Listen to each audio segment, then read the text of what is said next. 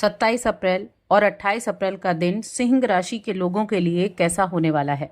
जय माता दी दोस्तों, आप सभी का स्वागत है हमारे YouTube चैनल अमृता एस्ट्रो में। और आज की इस वीडियो में मैं बात करूंगी सिंह राशि के जातकों के लिए अगले 2 दिनों के राशिफल के बारे में। इन 2 दिनों में जो योग होंगे, तिथि होगी, नक्षत्र होंगे, क्या उपाय आप कर सकते हैं, हर एक चीज के बारे में विस्तार से जानेंगे। तो सबसे पहले हम तिथि नक्षत्र की ही बात कर लेते हैं। देखिए 27 अप्रैल का जो दिन है बड़ा ही शुभ दिन है, सिद्ध दिन हम कह सकते हैं इसको। रविवार का तो दिन है लेकिन वैशाख मास चल रहा है, उसकी अमावस्या तिथि भी रहने वाली है। अब ये अमावस्या तिथि बड़ी ही शुभ है, रविवार के दिन आई है। बहुत सारे ऐसे कार्य हैं जो आप इस दिन कर सकते हैं और आशीर्वाद प्राप्त कर सकते हैं। योगों की अगर मैं बात करूं तो सर्वार्थ सिद्धि योग रहेगा, प्रीति नाम का योग भी बनेगा। चंद्रमा जो है वो अश्विनी नक्षत्र में और सूर्य भी अश्विनी नक्षत्र में ही रहने वाले हैं। इस दिन के राहु काल का समय नोट करें, क्योंकि ये वो समय है जब आपको अवॉइड करना चाहिए किसी भी शुभ काम को करना या किसी भी नए काम को करना। ये समय रहेगा आपका शाम को 5:15 से 6:54 तक। अब 28 अप्रैल का दिन, तो यहाँ शुक्ल पक्ष की प्रतिपदा तिथि यानी कि पहला दिन शुक्ल पक्ष का, और चंद्रमा जो है वो राशि बदलकर वृषभ राशि में आ चुके हैं, भरणी नक्षत्र में। वृषभ राशि में पहले से ही बृहस्पति बैठे हैं, तो उनके साथ युति हुई और गजकेसरी राजयोग बन जाएगा। आयुष्मान नाम का योग भी इस दिन बना हुआ है। साथ में सूर्य के नक्षत्र का भी परिवर्तन हुआ, तो सूर्य और चंद्रमा दोनों ही भरणी नक्षत्र में आज के दिन रहने वाले हैं। इस दिन के राहु काल का समय अगर देखा जाए तो ये सुबह 7:22 से 9 बजे तक राहु काल का समय रहने वाला है। अब ये हो गई हमारी ग्रहों की स्थिति। अब इनके प्रभाव के बारे में जानेंगे कि किस तरह से इनका प्रभाव आपको देखने को मिलेगा। तो आगे बढ़ने से पहले छोटा सा निवेदन है, चैनल पर पहली बार आए हैं, अभी तक चैनल को सब्सक्राइब नहीं किया है तो सब्सक्राइब कर लें। कुंडली दिखाना चाहते हैं तो स्क्रीन पर आपको नंबर मिल जाएगा, वहां आप हमसे कॉन्टैक्ट कर सकते हैं। अब राशिफल की बात करेंगे। पहले राशिफल जान लेते हैं, फिर उसके बाद हम अमावस्या के कुछ जरूरी उपायों की बात करेंगे। तो देखिए 27 अप्रैल का जो दिन है, अगर मैं आपकी हेल्थ के हिसाब से देखूं तो हेल्थ का थोड़ा सा ध्यान रखने की आवश्यकता जरूर होगी। कुछ बातों को लेकर झुंझलाहट आ सकती है, थोड़ा बहुत मेंटल डिस्टर्बेंस शुरुआत से आपको रह सकती है, यानी कि दिन की शुरुआत से। लेकिन जैसे जैसे दिन बीतता रहेगा वैसे वैसे चीजें बेहतर भी होती चली जाएंगी। एक चीज हमेशा याद रखें, सही कर्म और सही विचार आपके जीवन में बहुत बड़े बदलाव लेकर आते हैं। जब आप सही कर्म करते हैं तो उसका रिजल्ट भी आपको उसी तरह से मिलता है। जब आपके विचार अच्छे होते हैं, पॉजिटिव विचार होते हैं और शुभ विचार होते हैं, तो उसका भी आपके ऊपर उतना ही फर्क देखने को मिलता है। अब किन किन चीज़ों में आपका दिन भाग्यशाली रहेगा, तो मैं कहूँगी फाइनेंशियल कंडीशन आपकी अच्छी रहेगी। धन संपत्ति के मामले में आज का दिन अच्छा रहने वाला है। वैसे तो ये संडे का दिन है, रविवार का दिन है, तो छुट्टी का दिन भी है, लेकिन सबके लिए छुट्टी हो ये ज़रूरी नहीं। तो आज कुछ ना कुछ आप इन्वेस्टमेंट के बारे में सोच विचार कर सकते हैं, कुछ लोगों के साथ विचार विमर्श कर सकते हैं कहीं कुछ इन्वेस्ट करने के लिए। और आपके भाई आज आपको आश्चर्यजनक रूप से आपको वो प्रोटेक्ट करते हुए दिखाई देंगे, चाहे किसी भी तरह का प्रोटेक्शन क्यों ना हो, लेकिन हाँ प्रोटेक्ट करते हुए ज़रूर दिखाई देंगे। तो एक आपसी जो एक खुशी है ना, उसको आप जाहिर कर पाएंगे। और देखिए हमेशा मिलकर काम करने से हमेशा काम बढ़ता है, तो इस चीज़ को भी आपको याद रखना है। क्योंकि जब आप सहयोग की बात करते हैं तो सहयोग क्या है, हर एक व्यक्ति को कहीं ना कहीं सहयोग की आवश्यकता होती है, तो उस सहयोग को लेने से पीछे ना हटें।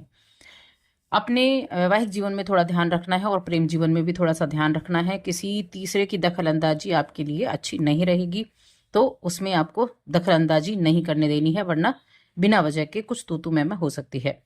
परिवार की हर एक रिस्पॉन्सिबिलिटी को आप अच्छे से निभाते हुए दिखाई देंगे। और आज कुछ आपका ऐसा भी दिन है कि आप खुद का आकलन कर पाएँ, कुछ चीज़ों पर विचार विमर्श कर पाएँ, क्या चीज़ें अच्छी नहीं थी, किन चीज़ों से आप क्या सीख सकते हैं।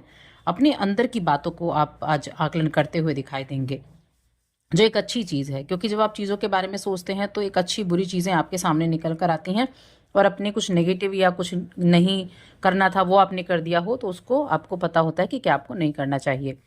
आपके आसपास कुछ ऐसे लोग भी हैं जो आप अपने स्वार्थ के लिए आपको गुमराह करने की कोशिश करते हैं, तो शायद उनकी चाल को आप समझ पाएँ और आपको महसूस हो कि कुछ गड़बड़ है।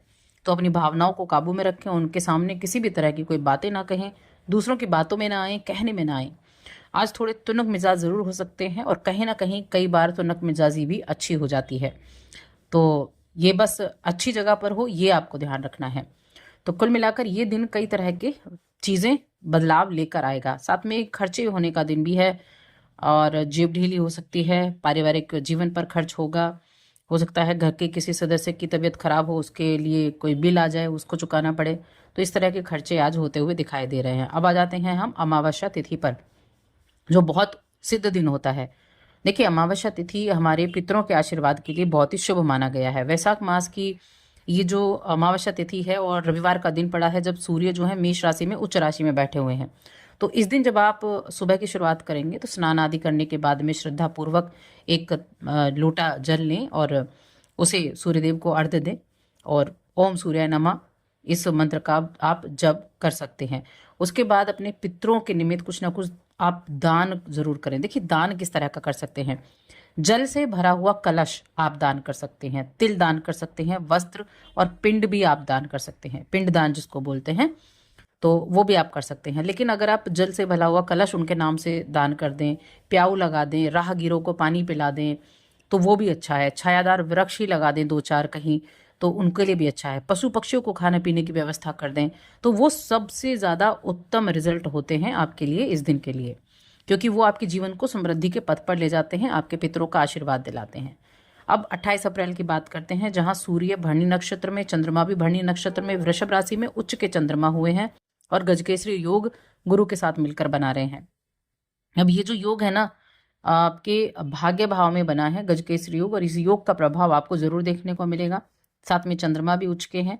अब चंद्रमा भी उच्च के हैं तो धन के मामले में आज की स्थिति बहुत अच्छी होगी, कामकाज के लिहाज से अच्छी होगी। हेल्थ आपकी इंप्रूव होती हुई दिखाई देगी। हेल्थ इशू ऐसा कोई बहुत बड़ा आपके लिए इस समय अवधि में नहीं दिखाई देगा, क्योंकि देखिए आपके पंचम भाव के स्वामी और आपके 12वें घर के स्वामी दोनों एक साथ बैठे हुए हैं भाग्य भाव में। तो कहीं ना कहीं विदेश से भी लाभ होता हुआ आपको दिखाई देगा। धर्म कर्म में भी आपकी रुचि रहेगी और आपके ट्रैवल वगैरह भी हो सकते हैं। कुछ आज मंदिर वगैरह में आप धर्म के स्थान पर आप यात्रा कर सकते हैं। इस तरह की चीज़ें भी आज होने वाली हैं। ये दिन अगर आप अपने किसी फंसे हुए पैसे को बाहर निकालना चाहते हैं तो उसके लिए ट्राई ज़रूर करें, उसके लिए भी अच्छा समय रहेगा। पिता के साथ संबंध अच्छे रहेंगे, माता का सहयोग भी आपको प्राप्त होगा। जब त्रिकोण का भाव जुड़ता है जहां पर चंद्रमा उच्च के हुए हैं तो आपकी राशि को सबसे ज़्यादा उसका इफेक्ट होता है। तो काम आज आपके ज़्यादातर बनने वाले हैं। अपने कामों पर पूरी तरीके से फोकस करें और जिन चीज़ों को आप करना चाहते हैं उन चीज़ों को करने की कोशिश करें तो वो आपके हो सकते हैं। या ये कह सकते हैं कि जो आपको चाहिए वो आज आपको प्राप्त होगा। चाहे आपका वैवाहिक जीवन, प्रेम जीवन हो, वहां भी स्थितियां ठीक रहने वाली हैं। अब इस दिन आप उपाय क्या करें। देखिए, हमने अमावस्या के उपाय की बात की और इस दिन की अगर मैं बात करूं तो भगवान शिव का अभिषेक करें, ये उपाय आपके लिए उपयुक्त है। और साथ ही चैनल को सब्सक्राइब कर लें।